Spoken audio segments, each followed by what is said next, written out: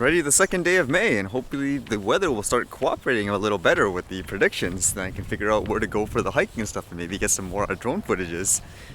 Actually, it's kind of funny because I know one of you guys mentioned about there's a tulip festival like in Abbotsford. I actually wanted to visit there actually just to get like some drone footage, but to my knowledge, because of the laws, I wouldn't be able to fly there. So that kind of made me wonder, should I travel all the way down there when I can't necessarily take the drone there right now with the way the laws are?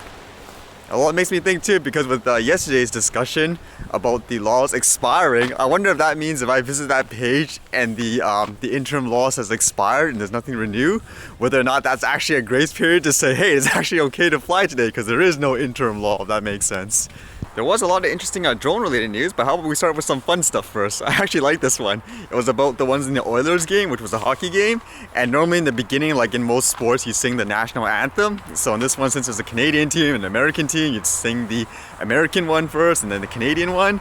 But apparently the mic wasn't working. So what the singer did was he got the crowd involved. Now since this was in Canada, you'd think, oh, the crowd's not gonna know like the American national anthem, but the crowd started to sing it. Now it's kind of cool to see basically a lot of Canadians know the American national anthem, I guess just from watching sports a lot. Makes me wonder, are there any Americans that could actually sing the Canadian national anthem if the same thing happened? This other news I read, I'm guessing it's only really news because it has the word drone in it, and since that's kind of a buzz with people. It dealt with somebody charging his drone battery on a pool table, and I guess it overcharged or something and it caught fire. And I guess by the looks of it, it looks like a phantom battery if I'm not mistaken. And again, I'm just guessing it's news because it has the word drones in it, and I guess it's still a buzzword because I would assume this is true for any kind of lithium battery, correct? I've actually never had a battery explode or caught on fire or anything like that before, so maybe I'm just lucky, or knock on wood, hopefully it doesn't happen. But that was actually one of the first concerns people told me about when I had that cracked Mavic battery. They were concerned that it was going to explode or something like that, so yeah. Actually, speaking of which, I still haven't got the UPS label for that DJI Mavic Pro battery. Maybe I'll send them another request and see what's going on, because last time it was pretty fast. Everything's growing and I might not be able to take drone footages of this stuff here.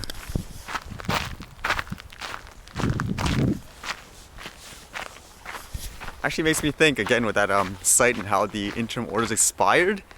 I mean, if the calculation is correct, would it be May 4th or something like that? May 4th or 5th where they don't renew it, then technically there is no interim order? I'm just gonna keep checking the site because if I have a spare day like that, maybe I'll just fly it up and take the video, because again, technically it expired and it didn't renew it, so there's no law there, so you should be able to fly it, correct? Or maybe I'm pushing it. I think this piece of news caught my attention the most because of the title. The drone industry takes 2 steps forward, so I'm guessing that means, hey, what's going on? Someone's embracing drones? Is it here in Canada? Well, it's in the US, which is still good, but too bad it's not here in Canada too. I'll link the article below as well. From what I gathered, from what I read, it's about how when you fly drones, there's usually these rules or stipulations, just like here where you have to stay a certain distance away from the airports and all that. But based on those rules, it's based on really Stone Age type of thinking where it's not necessarily small drones, like say what a person like me flies. It's based on another aircraft, so the rules are really outdated in that sense. So in this article, basically they're trying to evolve from that, move things forward. So as it even says here, to date, controlled airspace was a broad 5-mile radius around an airport that restricted drone flight. The new 3-dimensional grids are less draconian. Actually, I hear a lot of people use that word to describe about drone laws for the most part, as they're based on the past of, I guess, more traditional forms of aviation as opposed to now with the drones. And to my understanding, the way the FFA is basically trying to get out of this old Stone Age mentality or an outdated system is they're making the mapping system available to third-party developers, if I'm understanding this correctly. Again, like I'm no aviation expert because that's not my field of expertise. So I got into drones just for fun, as recreation to take photos and videos.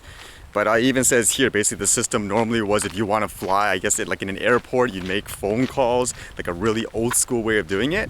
But by opening this up to third-party developers, I guess they'll have more information and resources for people to streamline the operation. So maybe I'm not entirely accurate, but if I was to relate this to more of a tech world, that's a good thing. Making the information open source, then everyone else can make different applications and everyone will have all these different maps or whatever methods to communicate with each other, which makes it, more streamlined and more modern day. I think with this little section is the one I can relate to the most, where basically it talks about how understanding the airspace, like what they mean and all that, is probably the most confusing for a new person, even for myself. Like when I'm reading the maps, okay, what does this A, B, C, or Class G mean and all that? I think that was the most confusing for me, like when I started. To me, this is a good sign personally because it kind of leads into the direction of more common sense laws.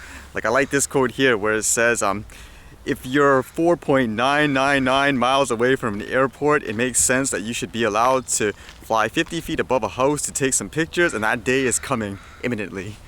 Yeah, that's how I hope it is going to be, because for now, like, it just seems like people are way too paranoid, like with drones and the way they fly. I mean, realistically, if I'm here right now in an open field, what airplane is going to be flying, like, let's say, I don't know, 30 meters in the air here? I should be able to fly it, so hopefully that day will come. I was even thinking it is May, so I'm still wondering if anyone's actually doing anything in Canada for that International Drone Day.